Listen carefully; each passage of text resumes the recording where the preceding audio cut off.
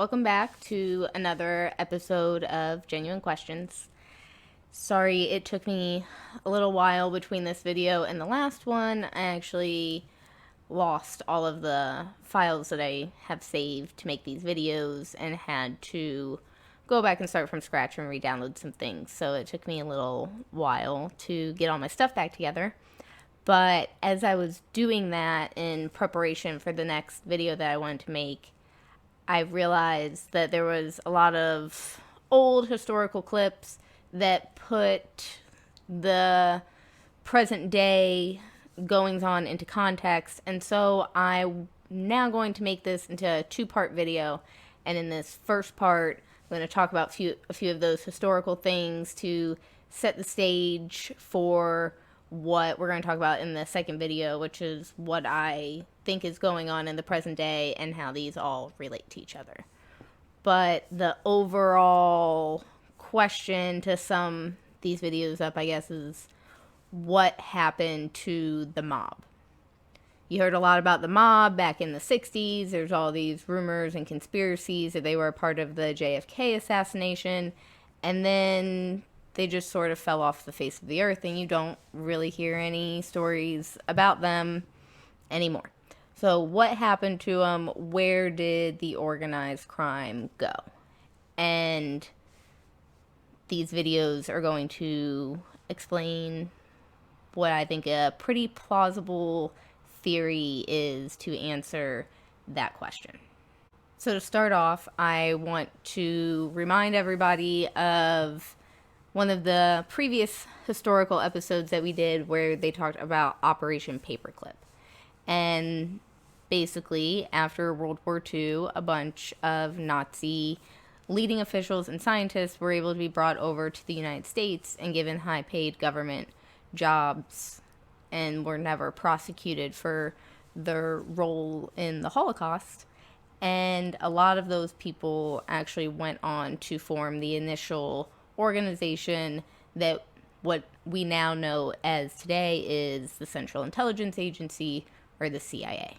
So, some pretty sinister characters. They're at the forefront of our leading intelligence agency. At the war's end, the rich elite found fortune continuing to smile on them. Firstly, they were able to control the utter farce of the Nuremberg trials, which should have hanged every single American merchant banker and leading industrialist. They also hired all of the former German Nazi intelligence officers, like Reinhard Gehlen, who were out of a job at the end of the war, and brought them into the fold at the beginning of the Cold War, even though they were perfectly well aware that these men had committed genocide and should have been prosecuted as war criminals. As it was, their contribution to World War II remained hidden from public scrutiny, and they were even allowed to gerrymander light sentences for their German Nazi friends, because these were the people who put together the notorious Operation Paperclip, which rounded up all of the Nazi rocket scientists, like Werner von Braun, and put them to work for their new American Nazi owners to give them, for the first time in human history, ICBMs with nuclear warheads. They had become the first group of robber barons in human history to dominate the entire globe, because they realized there was now absolutely no one left who could stop them from doing whatever they wanted to do next. However, they also realized that bombed out and dilapidated Europe would not be able to bear another war for many decades. This was why they now decided that their obscene business profits could only keep coming in if they moved their game of phony war into the Third World. And this was how the CIA came to instigate conflict throughout the Middle East, Southeast Asia and Central America. It was a world ruled by a super-rich cabal of secret Nazis who had built the fascist war machine and concentration camps purely to protect themselves and their money, having avoided prosecution for the greatest crime in human history. They were confident that they could kill anyone and get away with it, particularly if it was someone who might interfere with their power to instigate phony wars in order to make huge fortunes by lending money and selling weapons to both sides. So that sets the stage for the political climate that JFK was entering in his career in politics. So you have some pretty nefarious people who are in high-level positions in our government. But we will get back to those guys in a second. This next clip that I want to show is about what the mafia was doing during this pre-JFK time period in our country, and how they also had an interest in him no longer being president of the United States anymore. The mob in reality was a very different animal from the one portrayed by the movies and the media. American feature films have tended to focus on the exploits of gangsters like Richard Kane, the famous crime-busting Chicago cop who was planted in the police force to be a spy for Giancana, and hoods like Charles Nicoletti and Milwaukee Phil Aldericio, two of his favourite hitmen, who built their own hitmobile so they could shoot people from the back of a moving car. What most people have failed to realise, however, is that in most cases the mafia chieftains who actually ran organised crime did not approve, generally speaking, of these acts of gross brutality. Not that they gave a damn about morals, but the cleverest amongst them, like Paul the waiter Rica, realised that sensationalised events like the St. Valentine's Day massacre produced public outrage and a crackdown on their illegal activities. Rica realised that the effectiveness of mobsters like Diamond Joe Esposito came from keeping a low profile. And it was the mafia bosses who learned this lesson best, Santos Trafficante and Sam Giancana in particular, who in later years became the most successful. Even today, few Americans appreciate the extent to which their country was being controlled by organised crime in the 1930s. The mob were in total control of Hollywood, because all the union labour needed to make films, carpenters, set construction, catering, they were all under the control of the mob. In particular, the control of the Teamsters Union, the drivers and haulage people who made essential deliveries to absolutely everyone, meant that virtually all American business was caught in the web of mafia racketeering. The big studio heads, like all rich businessmen, found they were forced to become friends with mafia dons. So the politicians, who Giancana always maintained were the easiest to corrupt, were happy to do the same. In Esposito's time, he had boasted of buying votes for Calvin Coolidge. By the time of World War II, Sam Giancana was boasting to his younger brother, "We own the White House." He was adamant that every state governor, congressman and senior judge in the country was on the take. So the question then is, what do you do with that kind of power? If a decent man becomes a rising star in politics and looks as if he might try to make a better life for ordinary people, they simply kill him as a matter of routine. It was a practice as old as the Sicilian hills, and he was amazed at how the mafia kept getting away with it, because you really would think people would catch on. Joseph P. Kennedy had made his personal fortune from running illegal liquor during the days of Prohibition, activities which earned him the nickname Bootlegger Joe. A contract had been taken out on Joe Kennedy's life by the Purple Gang, the Jewish mafia of New York, who had accused him of swindling them out of a fortune. Joe Kennedy was really scared, and he turned for help toward the one man in North America who he knew had the power to get the contract called off, Sam Giancana. Giancana had done business with Kennedy for years, so he agreed to help, but he wanted something for it. He wanted assurances that if Jack one day made it to the White House, Joe Kennedy would see to it that the heat the two brothers had been trying to turn up on the mafia would be turned down. And, according to Chuck and Sam Giancana Jr., Joseph P. Kennedy, just to save his own skin, agreed. In this way, a very confused situation was created, because Sam Giancana, the very kind of mob boss whom the Kennedys had been fighting so hard through the McClellan Committee to put in jail, now thought that they should and would be grateful to him. But the big mistake researchers have made in the past has been to not understand that every American oligarch, the big oil men, the captains of industry, the merchant bankers, the intelligence chiefs, were all crooks and gangsters as well.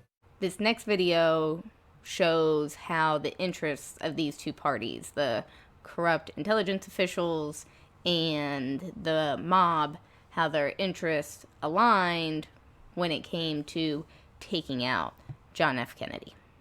And this clip starts off by mentioning a man named Alan Dulles. There's a really good book about him called The Devil's Chessboard. And I just want to point out, they'll mention in the video, but I just want to stress it because it's insane to me that this does not get covered more and is not a glaringly obvious issue with the Warren Commission and the official story of the JFK assassination. But Alan Dulles was fired by Kennedy just a few weeks before he was assassinated, maybe a few months. I'm not sure of the exact date, but he was fired over the Bay of Pigs, and then Alan Dulles is allowed to lead the investigation into Kennedy's death. That seems like a huge conflict of interest to me. Why not let Hillary Clinton lead the FBI investigation into Donald Trump? It makes no sense that people did not have a problem with that. And it's hard to accept their official story of what happened when that's the person who's writing the story. Over the years, certain names have become very familiar to those who maintain an interest in the Kennedy assassination. None more so than Alan Dulles, whom Kennedy fired after the Bay of Pigs disaster, and yet later he somehow managed to chair the Warren Commission, which was supposed to be investigating Kennedy's death. By this time, JFK was well aware that the CIA was something much more like a private firm or a family. He wasn't surprised when they invaded Cuba without his permission, because he knew they were totally out of control. His antipathy led him to cancel the promised air support, and inevitably the invasion failed. The anti-Castro Cubans were mostly captured, and Kennedy then tried to add insult to injury by ordering J. Edgar Hoover's FBI to close down the camps where the Cubans were trained. After the Bay of Pigs invasion, Kennedy had fired Alan Dulles, Richard Bissell, and General Charles Cable for essentially using the CIA as their personal hitmen, after he found out that Robert Mayhew had sought Sam Giancana's permission to talk to his underboss, Johnny Roselli, about the possibility of a hit on Fidel Castro. Here you have a government agency, funded by the American taxpayer, associating with the very organized crime racketeers JFK was trying to put in jail, for the purpose of carrying out political murders. The president was incensed. Historians have never been surprised that he vowed to smash the CIA into 1,000 pieces. There are no black hats and there are no white hats. They all conduct themselves the exact same. And very good evidence of that is that the CIA would hire two so-called mafia men, Sam Giancana and John Roselli, to assassinate Fidel Castro. If there's such a difference, you're not supposed to have anything to do with each other. But in essence, the remark is really they're all in bed together. They all do business together. Sam Giancana explained to his younger brother that the mob and the CIA had taken care of JFK together because they were essentially two sides of the same coin. In the last 50 years, that relationship between these two secret societies has become even closer, to the point where they are now indistinguishable, and the mafia military exert a similar hold over all career politicians. At some time on the way up, they are manoeuvred into a compromising position. Once the mafia military have got something on them, the career politicians, judges, senior police officers and media moguls face a stark choice. Either take your payoff, which is usually worth millions of dollars, or go to jail for life for your misdemeanor. It is with these kinds of tactics, first used by Sam Giancana in the 1930s, that what are now known as the 5 mafia families of the New York metropolitan area control all politics in the United States, and through their business arrangements with the 5-star generals and CIA, control all cocaine and heroin trafficking throughout the entire world. So the question must now be asked: if this shadow government of the world's only superstate can get away with the murder of a president, and through their wealth be in total control of the United States military, media, and the justice system, what else might they be getting away with? If you want to go back and see in detail the evidence and the reasons why I think the CIA was behind the JFK assassination, you can go back and watch the old or JFK video that I did a couple of months ago. I don't want to spend a lot of time on this video covering that because there's just a lot of other things that I'd like to talk about. But I want everybody to remember that part about how the mafia maneuvers people into these compromising positions and then basically bribes you. You either go to jail for your misdemeanor or we own you now. Because we're going to refer back to that here in a few minutes, so keep that in the back of your minds. But for now, we're going to dive into that last question that he asked, which is, what else might they be getting away with? Because in that clip that we watched about the mob, they talk about how the most successful mobsters and gangsters know that you have to operate as a legitimate businessman. You have to keep a low profile. That's how you stay under the radar. Well, what better way to stay under the radar than to be in charge of law enforcement? Who is going to prosecute you for your crimes if you are the one who decides who gets prosecuted? That is why I think that there became this marriage of the mob and the government after the JFK assassination, and they sort of just went underground and absorbed these more professional government regulatory bureaucratic positions and were able to conduct business stealthily that way. Seems like a pretty good way to get away with organized crime. And we already historically know that the government is willing to partner with organized crime to get their way. So why would they not just absorb each other and stay under the radar? And when you are in the position where you have nobody to hold you accountable for anything, you can do anything that you want. And this next video talks about some of the ways that they abuse that power and unaccountability that they were faced with.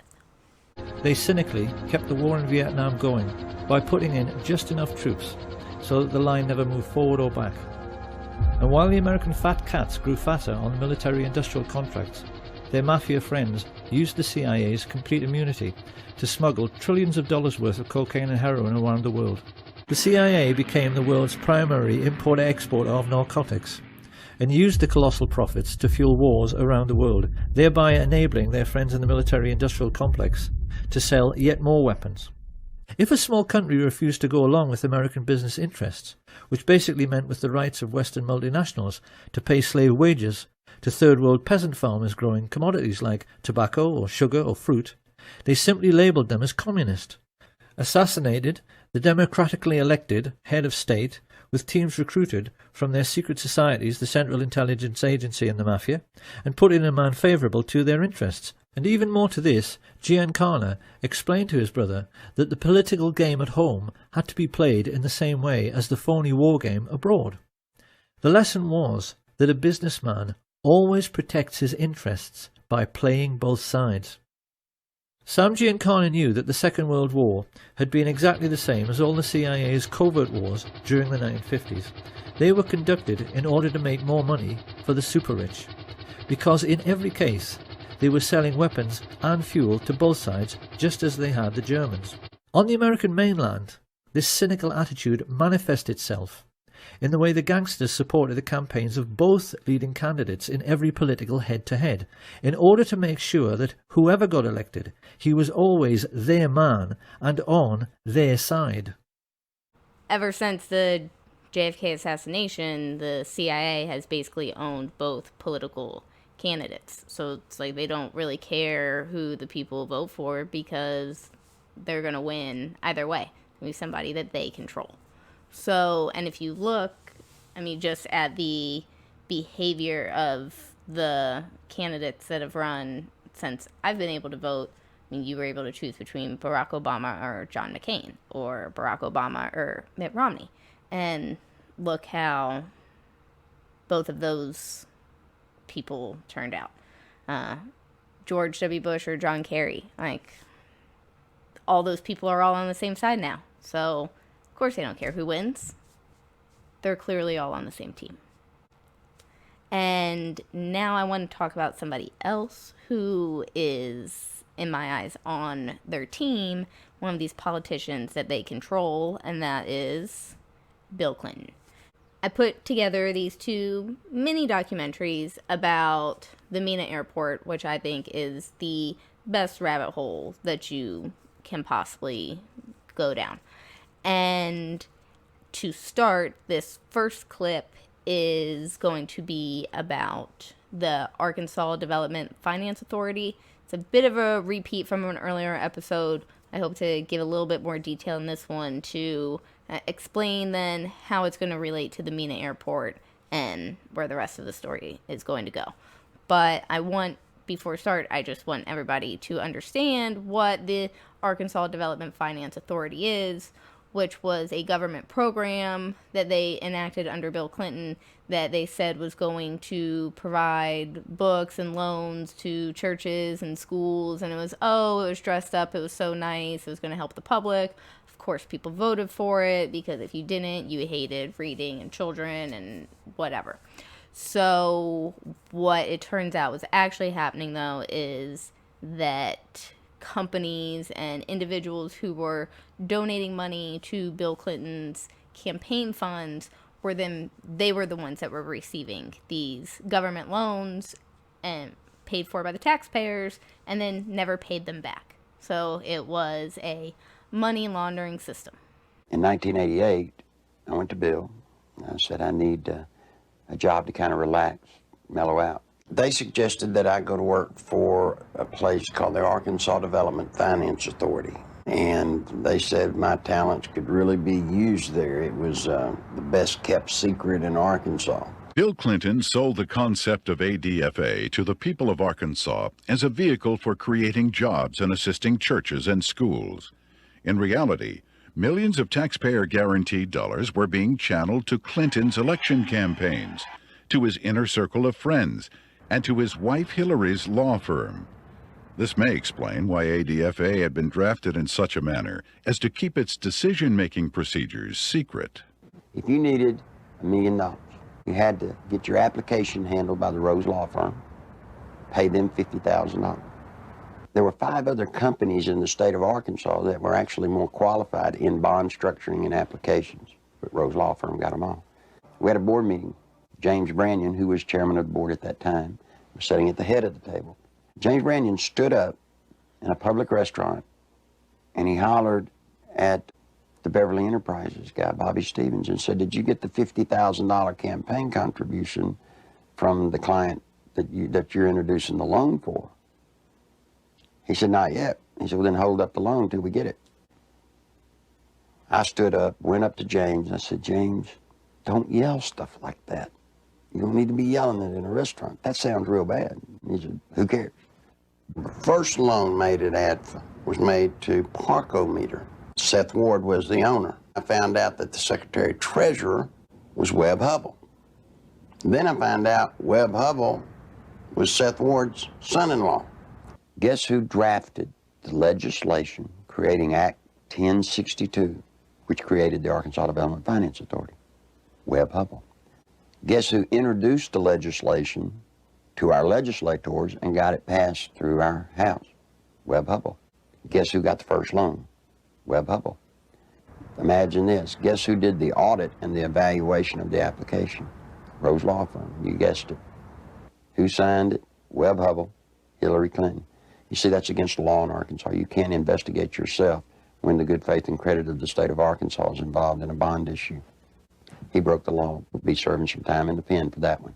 As the newspaper people started inquiring about the Parkometer loans, what they found was that Parkometer was actually building retrofit nose cone compartments that were being shipped to Mina. We find out that the nose cones were actually being used to smuggle dope back into the country. I started checking around and I kept asking, well, one thing's bothering me, to the comptroller, Bill Wilson, how do people make payments on these loans? He looked at me and said, they don't. He thought I knew. Well, that blew my mind. For about 2 months, I watched accounts accumulate money At the end of the month, they zero balanced. They're laundering drug money. They had a problem. They were doing so much money in cocaine, 100 million. You create a problem in a little state like Arkansas. How do you clean $100 million a month? President of the United States not only was a part of a system that was laundering millions of cocaine dollars, your president signed off on it. You see, because of that, there's one little catch. Every loan that ADFA made, Bill Clinton himself had to sign off on it. What better way to run tens of millions of dollars, launder it, clean it up, and use the cover of a state agency to do it? That is an excellent question. I really can't think of a better way off the top of my head. But if that sounds crazy to you, that the Clintons are involved in cocaine trafficking and drug money laundering, I tell you, I thought so too when I first heard it. And I've never been a fan of the Clintons, but I thought when I first heard that was one of those fake conspiracies about the Clintons. I just was like, okay, that seems a little far-fetched. Until I learned about these stories, the Mina Airport, the Boys on the Tracks, which I'm not going to get into in this episode, but might make a separate video about that case just because I find it super interesting. This next video, it's a little longer, about 8 minutes long, but it was hard to trim down because there's so much good information about the Mina Airport that confirms that it's true. Interviewed in here are journalists who've had their stories shut down, an IRS investigator, a state detective, I think, different people who have all been involved in various investigations into the Mina Airport and what they learned through the course of their investigations, and then how the investigation gets shut down. And for anybody that's a fan of the show Breaking Bad, if you haven't seen it and you don't want spoilers, then fast forward maybe the next 30 seconds or something. But there is an episode where Walt is talking to his lawyer, Saul, about how they're going to start laundering this drug money. And Saul really wants him to get the laser tag rink. And the whites are like, that doesn't make any sense. Why would we buy a laser tag rink? And Saul explains to him, because you have to have a Danny. And a Danny is the guy who owns the roller skating rink, whose business is failing, and who is willing to look the other way for the profit that he's going to get from letting you launder money through his business. And in this beginning of this next clip here, they are going to refer to that same idea. And it's interesting because it's true, and that does really happen in real life. And it sounds like the man who owns the Mina Airport, named Fred Hampton, was willing to be the Danny. In 1982, cocaine trafficker Barry Seal, in order to avoid prosecution, moved his multi-million-dollar smuggling operation from Louisiana to the airport at Mina. Seal sought out Fred Hampton's nearly bankrupt Rich Mountain Aviation for use as his new center of operations. It wasn't long, however, before law enforcement officials were on Seal's trail. I was in the United States Attorney's office in Fort Smith, Arkansas. At that time, the U.S. Attorney was Asa Hutchinson.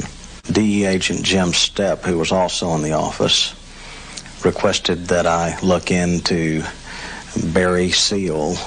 He indicated that I needed to determine whether or not Mr. Seal or his associates were violating the money laundering statutes. In 1983, I was made aware that Sheriff Hadaway and one of his auxiliary deputies were investigating a smuggling operation going on at the Mina Airport. They had an inside source of information. The aircraft that Barry Seal had there at Rich Mountain Aviation there was only one purpose for them.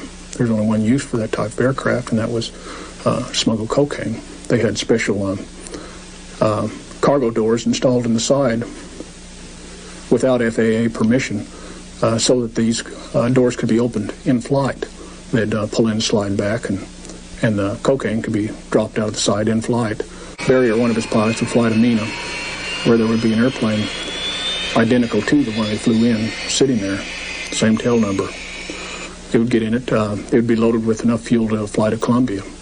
They'd fly to Columbia, pick up cocaine, refuel, and come straight back. Somewhere over the mainland, after they would hit the Louisiana coast, somewhere between there and Mina, they would kick the cocaine out at a previously undisclosed location and give coded Loran coordinates, and then a ground crew or a helicopter would come in and pick up the cocaine. The smuggling aircraft would return to the Mina airport, park next to the plane they'd originally flown there in, get in it and fly off, and then the rest would be taken care of here until the next scheduled mission. I gathered extensive evidence that there was money laundering, including bank records, direct witness testimony from some of the individuals that actually participated in the money laundering.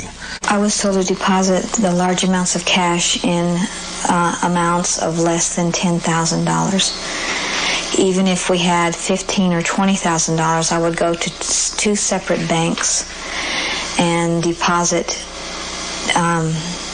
less than $10,000 at one bank and less than $10,000 at another. Mr. Seal indicated to Russell Welch and myself that his associates at the Mena, Arkansas airport had followed his instruction and had violated the money laundering statutes. Welch and Duncan had compiled enough evidence to bring indictments against Seal and his associates at Rich Mountain Aviation. To stay out of prison, Seal became an informant for the Drug Enforcement Administration. He rolled over to stay out of prison and work some cases with him. He's just a snitch. An Arkansas grand jury was convened in January of 1986. Barry Seal had been subpoenaed and was scheduled to testify. While awaiting his appearance before the Arkansas grand jury, Seal was suddenly gunned down. Several Colombian hitmen were later charged and convicted of the assassination. Barry Seal's death conveniently prevented the grand jury from finding out who else was involved in the Arkansas drug smuggling operation. The media, while focusing on the Colombians, failed to recognize that Seal's testimony would have caused far more damage to his American associates. For example, who handled Seal's cocaine once it was on the ground? Who paid Seal for his illegal cargo? Was Seal's operation linked to any U.S. political figures? One of Hillary's investments, under the direction of Tyson Foods counselor James Blair, netted almost $100,000 on an initial $1,000 investment, a nearly impossible feat using legal methods. Coincidentally, Governor Clinton enacted a number of state regulations allowing Tyson Foods to grow into the largest industry in Arkansas. Don Tyson put in $600,000-$700,000 all told in all of Bill Clinton's campaign. He got $10 million. Guess from where? The Arkansas Development Finance Authority. And he never paid a dime for it. I had heard rumors of Don Tyson and his alleged cocaine use and distribution. And I went through the intelligence files and come up with enough that I thought was sufficient amount of evidence to launch an investigation on Mr. Tyson simply out of the Arkansas State Police intelligence files has been accumulated for years. Donald Smaltz was actually hired to look into the allegations that Tyson had given bribes to different people, specifically to the Secretary of Agriculture, Mike Espy. Now, what came out of that investigation was drug abuse, drug distribution, money laundering, even murder for hire. Then he approached Janet Reno and said, look, I need to broaden my investigation. I'm finding more here than just simple payoffs. What do you think happened? He was turned down. How does someone elude prosecution with reams of investigative reports? How does it get stopped?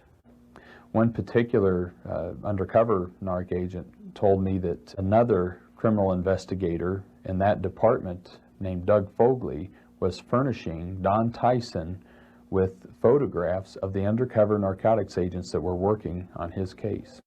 The investigative process was becoming very difficult, and we weren't able to get access to certain kinds of information that we wanted through subpoenas, certain kind of witnesses.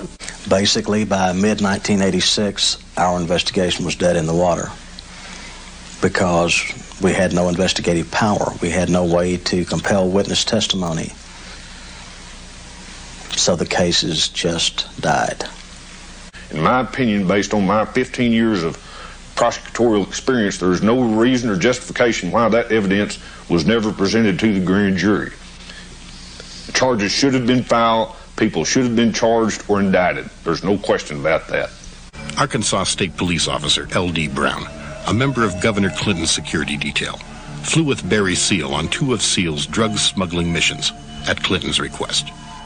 The second time we come back from where Seal said we were going, which he said was Honduras, he breaks open a bag and pulls out what, to me, having worked in narcotics, was a kilo of cocaine. I mean, had like a number sign and 2 on it, which I'd seen packaged before. And then, I just, because we supposedly were flying guns, is what he had told me. I didn't know what was coming back on return trips. I thought, well, okay, this thing is a drug operation. It's a sting thing. I'm trying to convince myself of that all the way back to Little Rock. And up until the time I meet with Clinton and he blows all that perception and tells me that, no, it's a straight drug deal, LD. I did not believe until this happened that things like this really occurred in our country, that the system would not take care of wrongdoing. I always believed that at some point there would be someone who would investigate properly, thoroughly, that had the authority to deal with these types of issues. But what I found out is it doesn't happen. So that's another instance of the media, the government, the powers that be kind of obscuring what the real story is when it comes to Iran-Contra. Because everybody knows about Iran-Contra with the CIA was smuggling weapons down to the freedom fighters in Nicaragua against congressional approval. That's the scandal. According to the media, that's what they copped to. End of story. But when you look into it, they were smuggling cocaine back from South America with them. And they were using Smyrna Airport as their CIA hub for the drug trafficking. It was during this testimony that I will show you the clip of here where Oliver North admits that that is exactly what the CIA was trying to do, was to have an off-the-books, self-sustaining revenue stream that they could go to do stuff without congressional approval. That is exactly what he's testifying to. He doesn't deny that that's what's happening. He acts like, what's the big deal? Why would that be a problem? And if you want to have an off-the-books, self-sustaining revenue source, I think drug trafficking and the profits that come from that would be a fantastic way to accomplish that stated goal of the CIA. As I understand your testimony, Director Casey was proposing to you that a CIA outside of the CIA be created. The director was interested in the ability to go to an existing, as he put it, off-the-shelf, self-sustaining, stand-alone entity that could perform certain activities on behalf of the United States. You understood that the CIA is funded by the United States government, correct? That is correct. You understood that the United States government put certain limitations on what the CIA could do, correct? That is correct. Are you not shocked that the Director of Central Intelligence is proposing to you the creation of an organization to do these kinds of things outside of his own organization? I don't see that it would necessarily be in any way a violation of anything that I know of. So the CIA was working through this Iran-Contra, MENA, cocaine, drug, weapons smuggling operation. They were working with Pablo Escobar through Barry Seal. And the Pablo Escobar story is interesting because I think just like how the CIA and the government sort of absorbed and took control over the mob here nationally, I think they did the same thing when it came to the cartels internationally. And that would be a prime example, and you can see it a lot in the ways on how Pablo Escobar's modus operandi kind of mirrors that of U.S. intelligence officials. And this video clip here will just give a very brief overview of Pablo's rise to power, and then we'll talk about some of those similarities and how you can see that same strategy played out here in the United States. Even though in his early days Pablo liked to use Marxist rhetoric, he rapidly became the richest man in Colombia. Pablo attempted to gain popular support throughout Colombia. Much of Escobar's mystique was born of a self-created image of himself as a Colombian Robin Hood. To soften his image further, Pablo gave away substantial amounts of the vast sums of money which were arriving into the cartel's coffers every week. This he distributed as free cash giveaways to the people of Medellin in some instances, while he also spent large sums of money on building projects, both in Medellin and the wider country. These included soccer stadiums, parks, and civic amenities. One of the most significant investments was in improving the road network around Medellin. The city had developed very quickly in the 20th century and was now plagued by traffic jams, which Pablo's money went some way towards remedying. This way, he bought the adulation of many of Medellin's and wider Colombia's citizens. What Pablo learned about law enforcement from a young age was that it could be bought. Those who were determined enough to come after him or honest enough to continue to pursue him and arrest him would be killed. In 1982, he was elected to the Congress as an alternate. But the first time he tried to take his seat in the House, he was denounced by the Minister of Justice, Rodrigo Lara, as a notorious drug trafficker and criminal. Pablo's policy in his war against the government was called Plomo o Plato, which means silver or lead. You can accept Pablo's bribe or you can accept his bullets. It was very easy to accept Pablo's bribes. They were generous and reliable. And also the alternative to accepting the bribe was that you and your family would be killed. So it became very difficult not to do what Pablo wanted you to do. So a couple of takeaways that I had from the Pablo Escobar story is the Plato o Plomo. And that's what I said that we were going to refer back to earlier in the video, where they essentially put you in a compromised situation and then will either prosecute you for the crime we set you up for, or you can take our bribe or payoff and then we own you. And that is what Plato o Plomo means, silver or lead. Do you want the bribe or do you want to die, go to jail, or in the case of this next clip that we're going to watch that's real fast here, get your character assassinated by the media. Gradually, the women who had carried on adulterous affairs with Clinton began to emerge. The first was Jennifer Flowers, who, like all those close to Clinton, was faced with a decision. Either keep quiet and receive a government job, or go public and face character assassination in the press. So that tactic of Plato o Plomo seems to be something that you can see throughout a lot of behavioral patterns of these notoriously corrupt individuals. Another part of that video that I thought was interesting is when they talked about the Marxist rhetoric and him painting himself as the modern-day Robin Hood, where he was taking the profits that he was amassing from the drug trade and then using it to improve the roads, build soccer stadiums, and otherwise ingratiate himself into the community. And that is another great tactic if you are somebody doing bad stuff and you want to hide in plain sight. Like Les Wexner is another example that I can think of.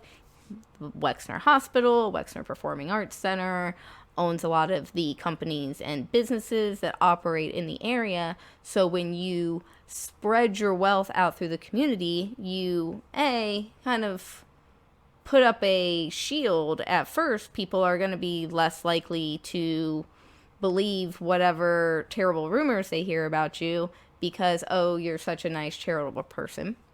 It also might scare people into not wanting to look into it any further if they do hear rumors, because they're afraid that if you go away, you get locked up, whatever, all of the wealth that you bring to the community and the jobs that you create will cease to exist.